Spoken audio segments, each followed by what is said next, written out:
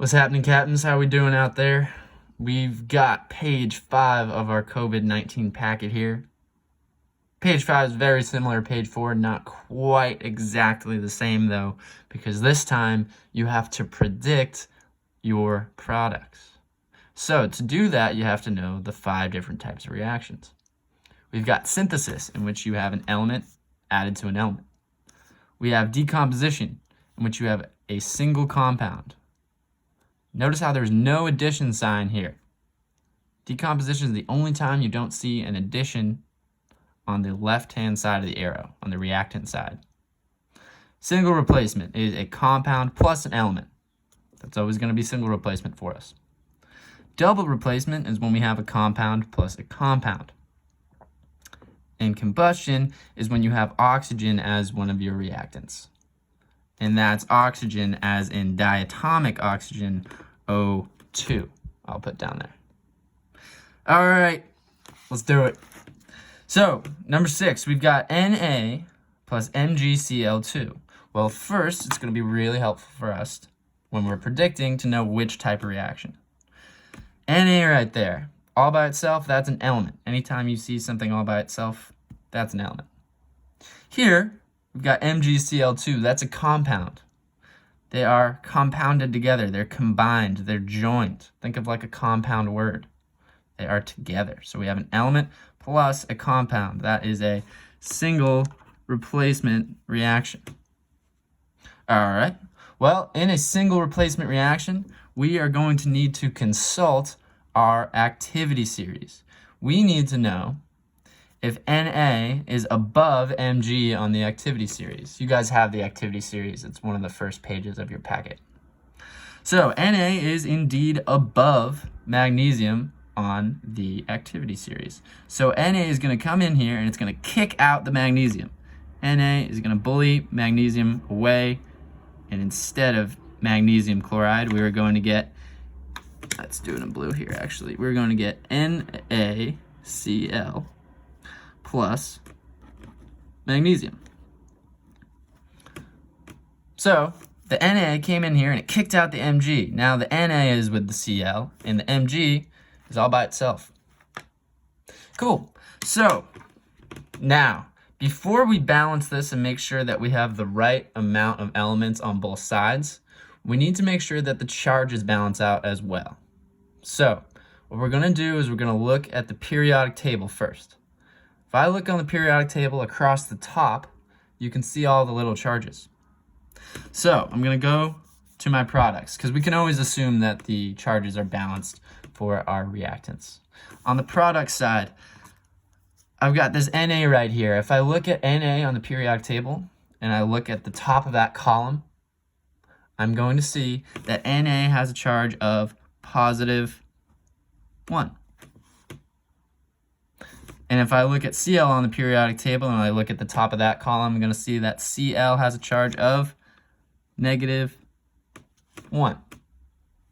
Well, a positive 1 and a negative 1, they balance each other out, which is exactly what we're looking for. We want the charges to balance out.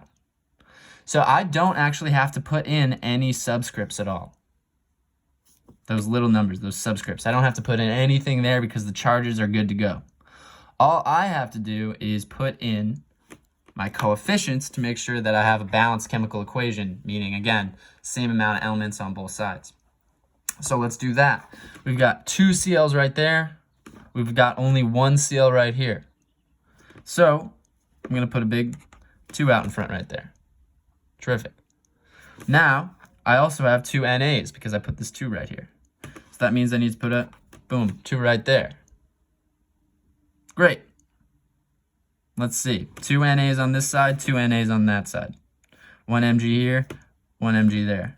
2 Cl's there, 2 Cl's there. We are good to go. All right, next one. Number 7. Let's check it out. This is a double replacement reaction. We know that because we have a compound plus another compound. So when we have a double replacement reaction, these guys right here are just going to switch places. We're going to take the first element of our compounds are metals, and we're just going to swap places. So the K is going to go where the Ca goes, and the Ca is going to go where the K goes. So let me get rid of that. A little schmutz right there. All right. So like I said, the Ca and the K are switching places. So instead of CaCl2, we now get KCl. And instead of K2CO3, we now get CaCO3. Beautiful. Now, go ahead and put parentheses around that CO3 because that CO3 right there is what we call a polyatomic.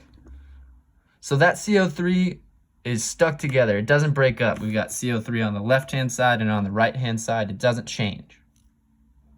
That's really important because the only time we are ever going to bring over the subscripts, the little numbers, is when they are a part of a polyatomic. Notice how the only subscript that I brought to the right-hand side, to the product side, was that little 3 right there. It's the only one that stayed. I did not bring that 2 over for that KCl. I did not bring that 2 over for that K. It's not necessary because I need to make sure that the charges balance out. And I'm going to do that in a moment. But keep in mind that the only time I ever bring over the subscripts is when they are inside the parentheses because they're part of a polyatomic. Let's get that over for you. All right, lovely. So let's see here. Now, we are going to have to balance the charges. We've got K. That's got a charge of +1. I know that because I look on the periodic table, top of the column, +1 charge. Cl, we already said that it's got a -1 charge. Beauty. Okay. They balance each other out, +1 and a -1. We're good to go there. Nothing to do. No subscripts to add. Let's check Ca and CO3. If I look at Ca on the periodic table, I see that Ca has got a charge of +2 right up at the top of its column. And CO3, where can I find that charge? That charge is not going to be on the periodic table because that is not an element. CO3 is not an element. It's a polyatomic ion. So I would have to look at my list of polyatomic ions, which you guys have at the front of your packet. So CO3 has actually got a charge of -2. Well, look at this. +2, -2. Those guys balance each other out. We're good to go. No subscripts to put in there. That's nice. All right. That means the last thing for us to do here is to balance our overall equation. And we're going to do that by putting in our coefficients like we did in the last problem. These big numbers that go out in front. So let's check it out here. I got 1 Ca on this side, 1 Ca on that side. Good to go. I got 2 Cls right here. And I got 1 Cl right there. So I'm going to put a 2 there to fix that problem. Okay. Now that I have 2 Cls, I also have 2 Ks. If I look on the other side here, I've got 2 Ks right there. All right, so K is good to go. The only thing we haven't looked at yet is CO3. I got 1 CO3 on this side, and I've got 1 CO3 on that side. So we are good to go. All right. Now, we're going to take a look at number 11 for our last problem here. Number 11 is a decomposition, because notice how we only have one single thing on the left-hand side right there. But before we do number 11, we got to talk about 3 special types of decompositions. Normally, decompositions are pretty easy. Let's say, for example, I had NaCl, and I wanted it to break down, to decompose. I would get Na plus Cl2. It just breaks down into exactly what you would expect it to break down. And then I would balance the whole thing and go from there.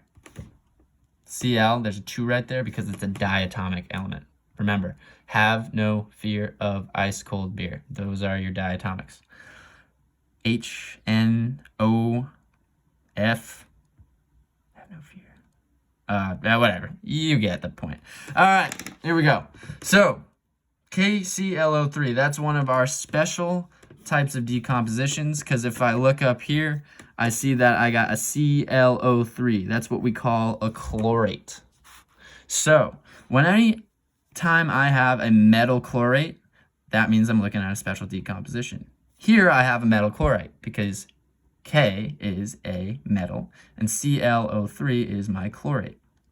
So if I look up here, I see that my metal chlorate is going to break down into a metal chloride.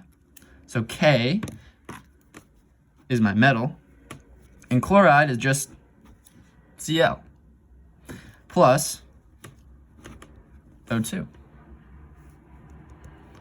Metal chlorate breaks down into metal chloride plus oxygen. Metal chlorate breaks down into metal chloride plus oxygen. All right, beauty. Now we just got to balance the overall thing here. So let's see, K and Cl. Positive 1 charge there, minus 1 charge there. They balance each other out. Nothing to worry about there. Good to go. Now we can get in here and we can balance out the O's. We got 2 O's on this side. We got 3 O's on that side. Well, in the last video, we learned a trick. When I've got 2 oxygens and 3 oxygens, I can multiply this 2 by 1.5. 1.5 times 2 equals 3. So now this is technically a balanced chemical equation, but we know that it's not my final answer because 1.5 is not going to work for your final answer. So I'm going to take everything here and multiply by 2. Beautiful. Okay, that means that my coefficient right there is going to be a 2.